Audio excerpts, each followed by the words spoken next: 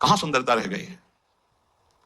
बहुत विचित्र सब। आज जो हमारे समाज का स्वरूप बिगड़ता चला जा रहा है, बुरा जरूर लगेगा, लेकिन बाबा जी हैं, अगर हमारी बात नहीं तुम्हें समझ में आएगी तो तुम्हारी हिम्मत नहीं कि कोई कहे, इसीलिए हिम्मत से कह रहे हैं। ए भाई, ये अंग प्रत्यंग ढकने के लिए है, अंग प्रत्यंग ढकने के, इनकी पवित्रता, इनकी उज्ज्वलता, इसको आप बिखेरो मत। आपका चरित्र महान तो आपका जीवन महान हो जाएगा। इससे आप महान नहीं बन जाओगे, इससे महान नहीं बन जाओगे। नहीं नहीं, जितना पवित्रता। आज बच्चा बच्ची ऐसे हो रहे हैं, अपने माता पिता को पीट रहे हैं, अपमानित कर रहे हैं, मनमानी आचरण कर रहे हैं, और कह दो तो ऊपर से अंकुश आ जाए। तुम होते कौन हो कहने वाले? कौन होते हो कहने वाले? कोई किसी को कह नहीं सकता। नहीं, हम इसलिए कह सकते हैं कि हम शास्त्र, संत, गुरुजन, इनका अधिकार है समाज पर, और समाज का इनके ऊपर अधिकार है। अगर हम गलत हैं तो पूरा समाज विरोध कर सकते हो, और अगर तुम गलत हो तो हम पूरे समाज का विरोध कर सकते हैं। धर्म के मार्ग का उपदेश करने वाला धर्मेश, जो धर्म गुरु पर बैठा हुआ या उपदेश करता, अगर गलत है तो पूरा समाज उसका विरोध करने का अधिकार रखती है, और अगर वो समाज को सुधारने के लिए तो पूरे समाज का विरोध करने का अधिकार रखता है। ऐसा नहीं कि 10,000 एक पक्ष में, वो गलत मार्ग में, तो वो अकेला ब्रह्म ऋषि 10,000 का विरोध कर सकता है। धर्मशास्त्र ऐसा आदेश करता है।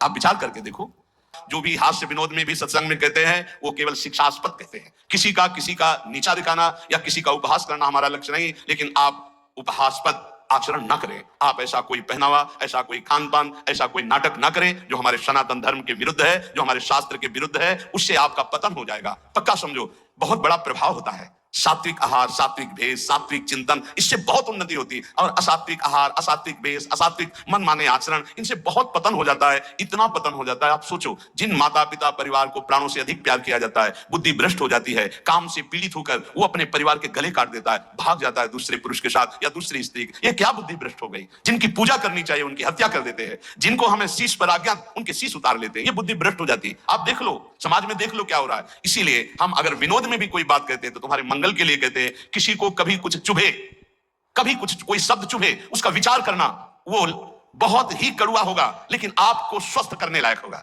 जैसे कुछ ऐसी औषधियां होती, कुछ ऐसे चूर्ण होते हैं, बड़े कड़वे होते हैं, नीम जैसे लगते हैं, लेकिन वो आपका परम मंगल करते हैं। इसलिए प्यारे, हमारा किसी को दुख पहुंचाना उद्देश्य नहीं, हमारा उद्देश्य है तुम्हें परम सुख प्रदान करना। पर तुम अपनी स्थिति को, अपने धर्म को, अपने आचरणों को भूल गए और मनमानी आचरण कर रहे हो, इसलिए तुम्हें जरूर बुरा लग सकता है।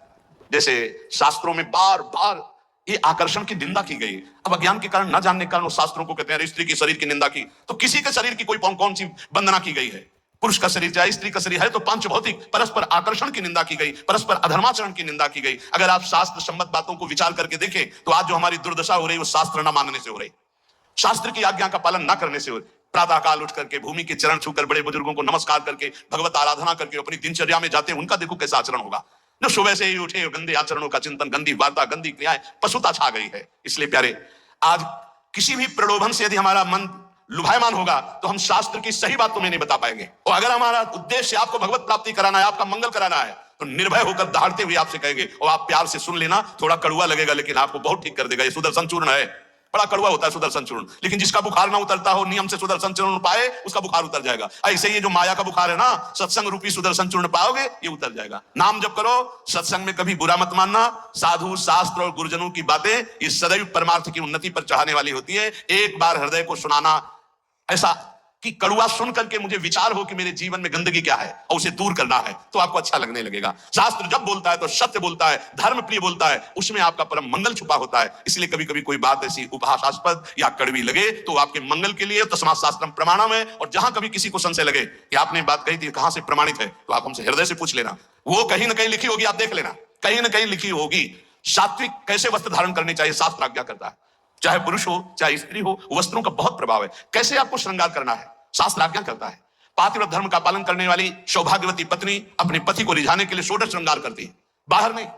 बाहर वो गंभीरता पूर्वक कुछ ऐसे सौभाग्य चिन्ह धारण करके सौम्य भाव में रहती है। ऐसे जो आदेश हुए उनसे हमारे धर्म की रक्षा होती है, उनसे हमारी मानसिकता पवित्र रहती है। लेकिन पातिव्रत धर्म, एक पत्नी व्रत धर्म जो शास्त्र आज्ञा करता है, या ब्रह्मचर्य व्रत धर्म अब ग्रंथों में लिखे रह रहे, कोई बिरला इन बातों को समझ रहा है नहीं। विदेशी आचरण हमारे देश में पधार रहे, ये जो धर्म स्थलियां हैं विदेशी भाव आ रहे। तो हमें लगता है सत्संग ही है एक जो तुम्हें डांट सकता है, सत्संग ही है जो तुम्हें झकझोर सकता है, सत्संग ही है जो तुम्हें गिरे हुए को शब्द के द्वारा उठा सकता है। आज गुरु कृपा से, श्री जी की कृपा से हजारों लोग इन्हीं कड़वी बातों को सुन सुनकर उठकर खड़े हो रहे हैं, अपने गंदे आचरणों का त्याग करके भगवत मार्ग में चल रहे हैं। इसलिए सबसे प्रार्थना है, नाम जप करो, जो तुम्हें कड़वा लगे उसे बार बार मनन करो, वो तुम्हारे मन की गंदगी को दूर करके प्रियालाल से मिला देगा। विश्वास करो, प्रियालाल से मिले बिना ये मनुष्य जीवन बिल्कुल व्यर्थ जीवन है। फिर और योनियां देखो, ऐसी गर्मी हो रही है, पानी जगह जगह छोटे छोटे सरोवर जो होते थे वो सूख चुके हैं, पानी की बड़ी व्यवस्था है। सोचो उन पशु पक्षियों को जहां आसपास नदी नहीं है।